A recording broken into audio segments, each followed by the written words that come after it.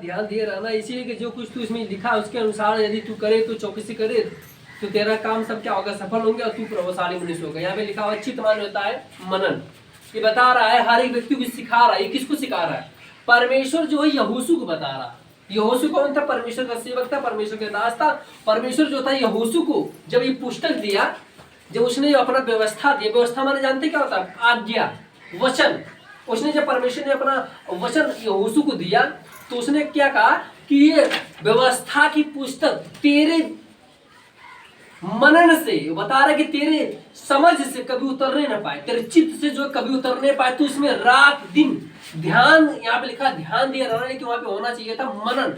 तो रात दिन क्या, थोड़ा सा ध्यान देख सकते हैं, तेरे सब काम क्या होंगे? सफल होंगे और तू प्रभावशाली व्यक्ति होगा। तेरे काम सब क्या हो जाएंगे? सफल होंगे और तू क्या बनेगा? प्रभावशाली। इसमें दो अंतर है, सफल होना और प्रभावशाली होना में दोनों में अंतर।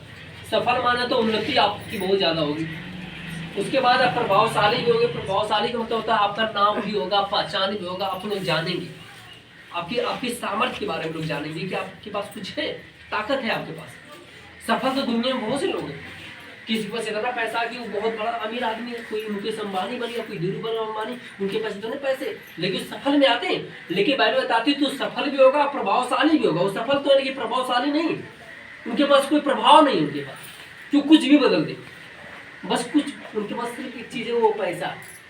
अब पैसे से सब कुछ नहीं हो सकता। आपके पास दो चीज होना चाहिए, सफल भी होना चाहिए और प्रभाव भी होना चाहिए। जैसे मैं आपको कुछ कर रहा हूँ तो मेरा प्रभाव यहाँ प्रभाव पड़ रहा है, वो प्रभाव है। आपको ये लग रहा है कि यहाँ पर परमेश्वर की उपस्थिति है, परमेश्वर के दास है, परमेश्वर के दासों की बात मानना जरूरी है, इसलिए आप उठते बैठते। हालेलुया। ये परमेश्वर बता रहा है कि यदि व्यवस्था की पुस्तक तेरे चित्त में हमेशा अगर लगी रहे, अगर आप इस पे ध्यान दिए रहेंगे रात दिन, ये बता रहा है, यहोशू बता रहा है, परमेश्वर यहोशू को बता रहा है कि तेरे पास जो व्यवस्था मैं दे रहा हूँ, उस व्यवस्था को तू रात दिन मनन करते रहे।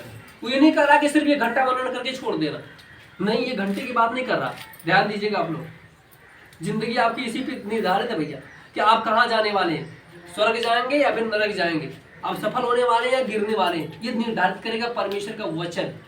इसीलिए याकूब 1:22 में बताता है कि वचन पे चलने वाले बनो।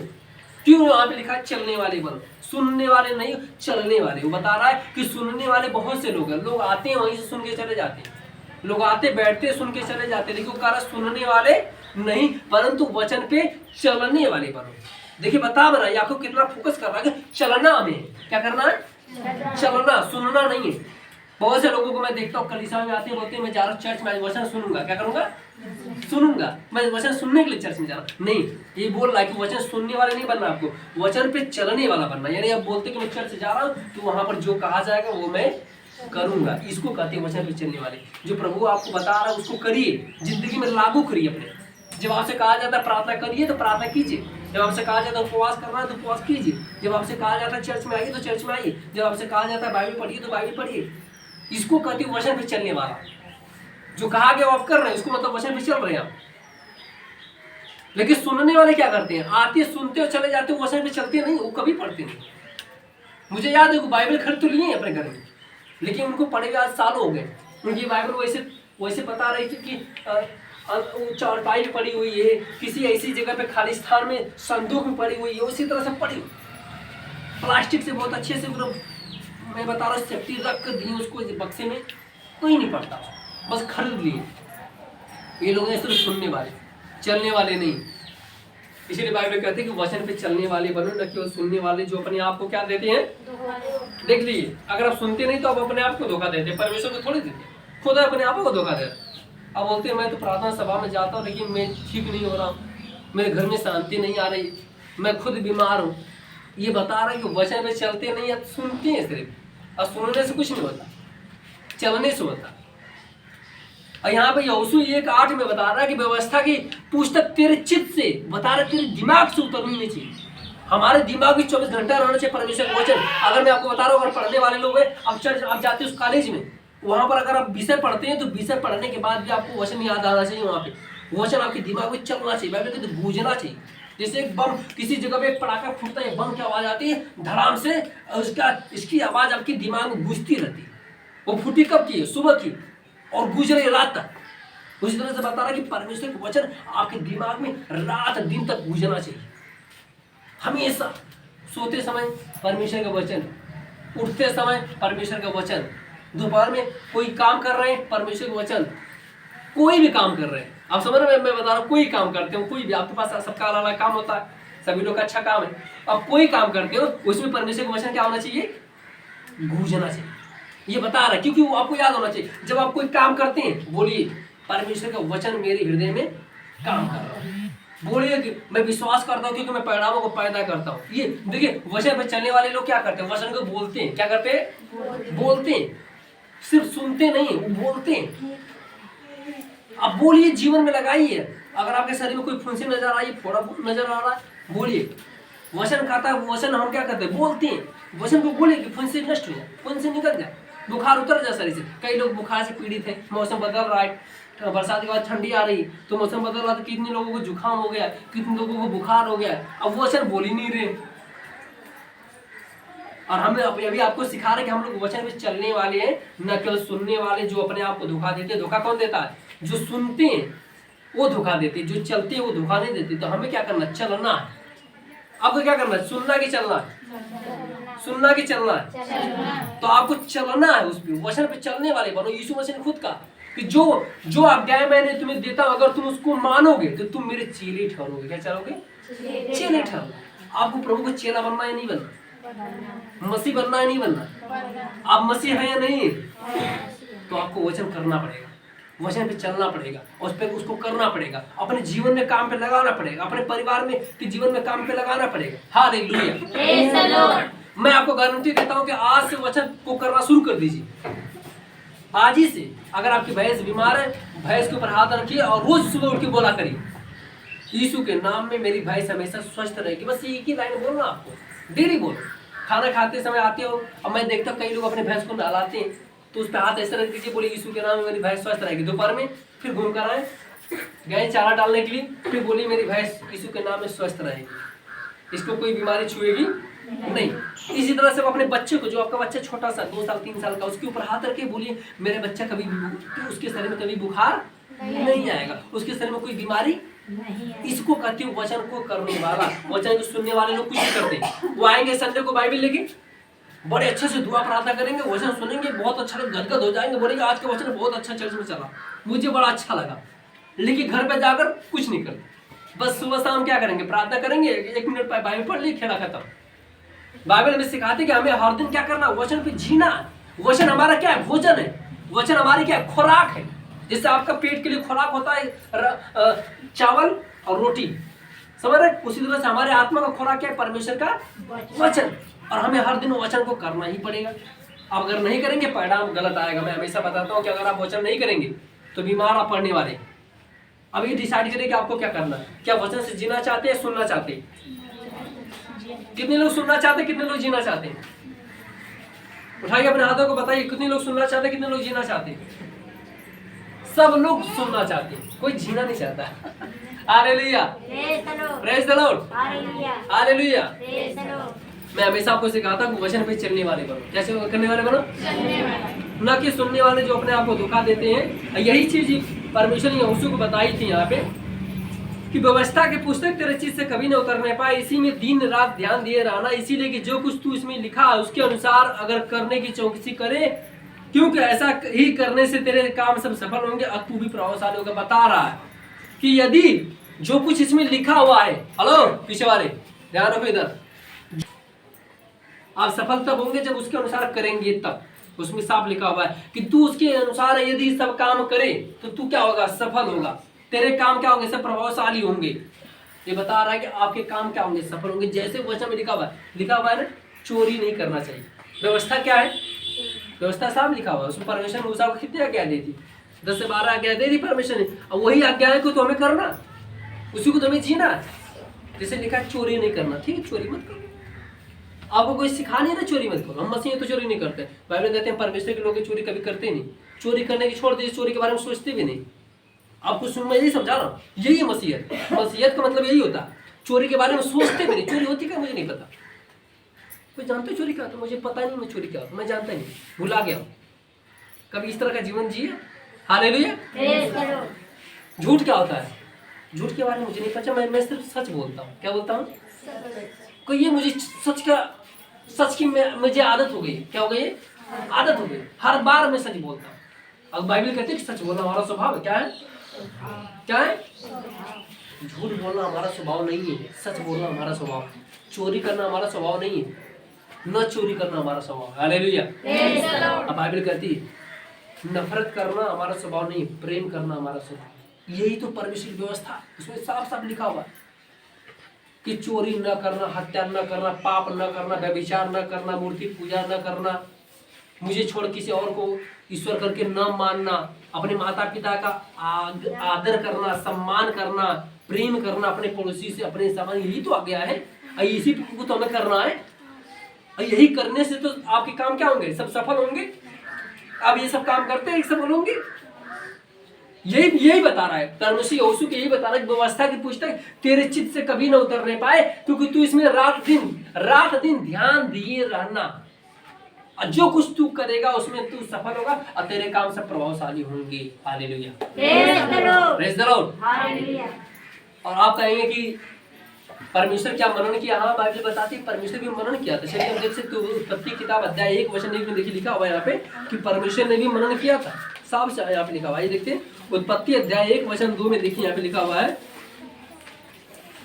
पृथ्वी बेडौल और सुनसान पड़ी थी और गहरे जल के ऊपर अंधियारा था। तब परमेश्वर का आत्मा जल के ऊपर क्या कर रहा था? मंडरा रहा था। मंडराने का मतलब समझते क्या होता है? मंडराने का मतलब मनन। क्या हो रहा था? परमेश्वर खुद मनन करता है। आपको लगता है कि हमें मनन करना? नहीं, परमेश्वर खुद मनन करता है। परमेश्वर खुद रात दिन वचन का मनन करता है। जब परमेश्वर ने दुनिया बनाई तो मनन किया, तो फिर हमें नहीं मनन करना है? करना पड़ेगा। हम परमेश्वर से बढ़ के तो है नहीं, परमेश्वर हमारा पिता है, हम उसके संतान है, तो वो जो कर रहा है वो हमें करना पड़ेगा। जब परमेश्वर दुनिया बना रहा था, बाइबल क्या देखिए, फिर से इस पे हम जाते हैं, देखते हैं पृथ्वी भिडौल और सुनसान पड़ी हुई थी और गहरे जल के ऊपर अंधियारा था। तब परमेश्वर का आत्मा जल के ऊपर मनन कर रहा था। क्या कर रहा था? आप समझ सकते हैं, देख सकते हैं। जब परमेश्वर आकाश और पृथ्वी को बनाया तो पृथ्वी क्या थी? भिडौल थी। भिडौल वाले समझते हैं सुनसान, उबड़ खाबड़। क्या थी? उबड़ खाबड़ थी। अब बाइबल बताती गहरे उसके एक छोर में गहरे जल, बाइबल बता रहा है कि एक बहुत बड़ा, बहुत भारी मात्रा में जल था जो एक जगह इकट्ठा हुआ था और उस जल के ऊपर परमेश्वर का आत्मा जो था मंडरा रहा था। मतलब अब मैं आपको बताना चाहता हूँ कि ये तो दूसरा वचन है। मंडराने का मतलब होता है परमेश्वर आगे सोच रहा था कि अब मैं आगे क्या करूं। परमेश्वर ने तो आकाश से पृथ्वी को बना दिया, तो बनाने से नहीं हो जाएगा कोई काम। जैसे मैंने पंखा जाकर लगा दिया और मैंने तार उसमें लगाया नहीं बोर्ड में, तो पंखा अपने आप चलेगा। वो बता रहे कि परमेश्वर ने आकाश पृथ्वी को बनाया, लेकिन आगे भी और कुछ बनाना था। मैंने आपको कहा कि सूर्य को बनाना था, चंद्रमा को बनाना था, पेड़ पौधों को बनाना था, हर चीज को बनाना था। अभी तो काम शुरू हो रहा था। तो परमेश्वर बाइबल बताते वहां पे मनन कर रहा था। क्या कर रहा था? मनन। अब मनन किस चीज का कर रहा था? मनन शब्दों को कर रहा था। सोच रहा था कि चीजों को किस तरह से कहां पर रखी जाए, पानी को किधर रखा जाए, पृथ्वी को किधर रखी जाए, पेड़ पौधों को किधर रखा जाए, पहाड़ों को किधर रखा जाए। क्या मुझे पता है हर जगह पहाड़ है? इधर पहाड़ है, आजमगढ़ में पहाड़ है, अरुणाचल पहाड़ है? नहीं, पहाड़ आपको जाएंगे तो मध्य प्रदेश में पड़ेगा आपको पहाड़, क्योंकि उस जगह पहाड़ को ऐसे जगह परमिशन रख दे जो गांव और नगर से इतनी काफी दूरी पे, क्योंकि वहां पे सिर्फ पहाड़ ही पहाड़ नजर आएंगे। मेरी बात समझ रहे हैं? आप जंगल देखने जाएंगे, अब जाइए यहाँ से 500-700 किलोमीटर दूर जब जाएंगे तो आपको जंगल ही जंगल मिलेगा।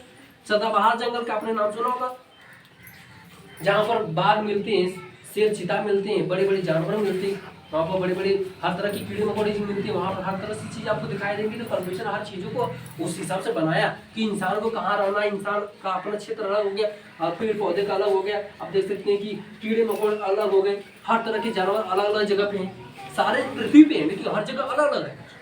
देखिए आपके गांव में अलग तरह की प्रजातियां, कुत्ते की प्रजातियां अलग होती है। अब बाहर चले जाएंगे अमेरिका में तो वहाँ कुत्ते की प्रजातियां अलग होती है। अगर मनन करेंगे तभी हमें समझ में आएगा सही क्या गलत क्या। जब आप कोई गलत काम करने जाएंगे तो आपको एक चीज याद आएगा, पता क्या? वो वचन याद आएगा। मनन नहीं करेंगे आपको कुछ समझ में नहीं आएगा। आज कल को गलत कर देंगे, बाद में बोलेंगे वो मुझसे गलती हुई, प्रभु मुझे माफ करे। प्रभु माफ आपको कैसे करेगा? क्योंकि आप जानबूझ के गलती कर दिए। अब परमेश्वर आपको क्या दिया था? ये व्यवस्था क्यों दी? ये बाइबल परमिशन क्यों दी? मनन करने के लिए। बच्चा नहीं खिलाना है, हेलो, बच्चा नहीं खिलाना तुम्हें, खड़े हो जाओ तुम। Hallelujah, praise the Lord. Hallelujah. इस चीजों का आप ध्यान रखिएगा कि हमें क्या करना है? मनन करना है। और आज का टाइटल है मनन की सामर्थ। मैं आपको फिर से बता रहा हूँ, मनन के पास इतनी सामर्थ होती है कि जब हम मनन करेंगे तो आपके अंदर आग लग जाएगी। क्या लग जाएगी? आग लग जाएगी। मैं हमेशा सिखाता हूँ, कोई भी व्यक्ति पहले मनन करना शुरू करे। देखिए, मनन करने के 3 तरीके होते हैं। पहला, आप आत्मा में सोच सकते हैं। आत्मा में भी कुछ मत बोलिए, चुपचाप खाट पे बैठे रहिए और सोचते रहिए प्रभु का वचन। ये पहला तरीका होता है। ये होता है आत्मा का मनन। कौन सा होता है? आत्मा का मनन। दूसरा तरीका होता है, जब वो चीज आपके आत्मा में चली जाती है तो आपका शरीर हिलने लगता है। क्या करने लगता है? अच्छा मुझे बताइए, जब आप वचन आपके हृदय में जाता है तो आप पहले चुपचाप बैठे रहते हैं। जब वचन आपके हृदय में जाता है तो आप अपना हाथ पर हिलाते कि नहीं हिलाते? आप नाचने में लगते कि नहीं नाचने लगते? वो कहते हो प्रभु को धन्यवाद धन्यवाद, अपना हाथ हिलाते, आपका शरीर अपने आप हिलने लगता है, वाइब्रेट करने लगता है कि नहीं करने लगता? इसके बाद तीसरा पॉइंट है, वचन मुंह से बाहर आ जाता है। अभी पहला तरीका था आत्मा में बुदबुदा रहे थे आप। फिर दूसरा तरीका है, शरीर आपका वाइब्रेट करने लगा, शरीर हिलने लगा। यानी वचन बोल रहा हाथ हिलाओ, क्या करो? हाथ हिलाओ। पहले अभी चुपचाप बैठे थे, आत्मा में वचन आया, अभी काम करो, चलो प्रार्थना करो। क्या करो? प्रार्थना करो। अब अभी वचन कहाँ? आपके आत्मा में है और आत्मा आपका जगमगा रहा है। अभी आप सोए थे, आत्मा ने आपको जगाया, अब उठे चारपाई पे बैठे, आत्मा के अंदर चल रहा कि नहीं? चलो गाना गाते। कौन सा गाना गाना है? चलो गाते यीशु मसीह देता खुशी, है ना? इस तरह का आत्मा में अभी वचन आपके आत्मा में है, तब तक आपका पैर हिलने लगा और आपका पैर बोलो आप आगे बढ़ो, चलो घुटना टेको। क्या करो? घुटना टेको। तुरंत अब आत्मा से शब्द बाहर निकला, तुम भी आओ, सभी लोग आओ, चलो हाथ उठाओ, है ना? इस तरह से एक तीसरा स्टेप, शरीर हमें बताता है कि हमें क्या करना है। पहला स्टेज आत्मा में गुदगुदाना, जब आत्मा से दूसरा बाहर आता तो आपके शरीर पर हिलने लगता है। तीसरा स्टेज है मुंह से बाहर आना शब्दों को। जब पूरी तरह से तैयार हो जाते तब बोलना शुरू कर देते। इसको कहते 3 तरीका होता है आत्मा बुदबुदाने का। ये तरीका, ये मनन करने का तरीका है, ये मनन करने के सामर्थ्य है। किसी ने कहा कि आप कभी ठीक नहीं होंगे, लेकिन आपको विश्वास तो नहीं, मैं घोषणा बोलूंगा तो मैं ठीक हो जाऊंगा। ये था मनन करने के सामर्थ्य। अगर आप विश्वास ही नहीं करेंगे, मनन ही नहीं करेंगे, तो फिर कितनों प्रार्थना करेंगे, कोई फायदा नहीं। Hallelujah, praise the Lord, hallelujah, hallelujah. अब केवल सुनिए मेरे प्रियो, ये केवल परमेश्वर ने नहीं किया, ये केवल याकूब ने नहीं कहा। याकूब लिख रहा था कलीसियाओं को कि वचन पे चलने वाले बनो, न केवल सुनने वाले जो अपने आप को धोखा देते। वो कलीसियाओं को लिख रहा था कि तुम लोग अगर वचन पे नहीं चलोगे, मैं जानता हूं कि तुम लोग कौन हो। सुनिए, वो लिख रहा था यहूदियों, क्योंकि वहां की कलीसिया क्या थी? यहूदी कलीसिया। और वहां लिख रहा था उनको कि तुम लोग वचन को सुनते तो हो, व्यवस्था को सुनते तो हो, लेकिन मानते नहीं। यही चीज यीशु मसीह ने यूहन्ना में बताई, यूहन्ना अध्याय 7 में, कि तुम विश्वास ही नहीं करते हो कि मैं पिता से आया हूं, पिता मुझमें। हालेलुया। ऐसी बात में यहूदियों से यीशु मसीह का विवाद हो गया। जो यीशु मसीह, क्योंकि पर्व के दिन वो लोग यहूदी सुनते थे तो उसको करने की कोशिश करते थे कि पर्व के दिन कोई काम नहीं करना। बाइबल बताती है यीशु मसीह पर्व के दिन जाकर सुसमाचार सुनाता था, तो यहूदी जलते थे। यीशु मसीह क्या था? करने वाला था। क्या करने वाला था? करने वाला था। यहूदी क्या करते थे? सुनते थे। क्यों? और हमें क्या करना? धर्म क्या करता? सुनता, करता। और हम क्या करते? सुनते नहीं, हम क्या करते?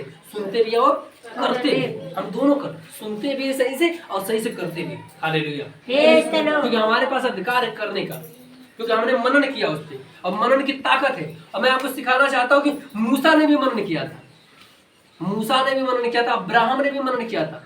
हालेलुया। अब्राहम ने भी मनन किया था। बिना मनन किए हम नहीं देख सकते। इसलिए मैं आपको दिखाता हूँ, खोलिएगा उत्पत्ति की किताब, आगे बढ़ते हुए वचनों को देखते हैं।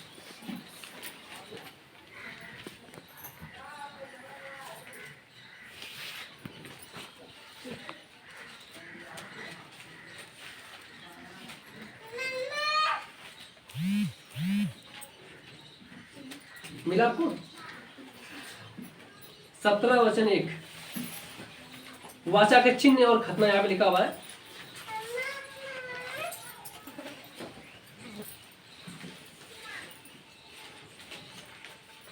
जब अब्राहम 99 वर्ष का हो गया तो यहोवा ने उसको दर्शन देकर कहा कि मैं सर्वशक्तिमान ईश्वर हूं, मेरी उपस्थिति में चल और सिद्ध हो जा। क्या हो जा? सिद्ध हो जा। मेरी उपस्थिति में चल और क्या बन जा? सिद्ध हो जा। अगर परमेश्वर की उपस्थिति में नहीं चलेंगे तो कैसे आगे बढ़ेंगे? वो बता रहा है परमेश्वर की उपस्थिति में चलने के लिए उसको उसके साथ क्या करना पड़ेगा? मनन करना पड़ेगा। बिना वचन के मनन के आप आगे बढ़ ही नहीं सकते किसी भी तरीके से। बहुत से लोग ऐसे हैं जो नशा करते हैं, वो नशा इसलिए करते हैं क्योंकि उनको नशा करवाया जाता है। नशा करवाने मतलब समझते हैं?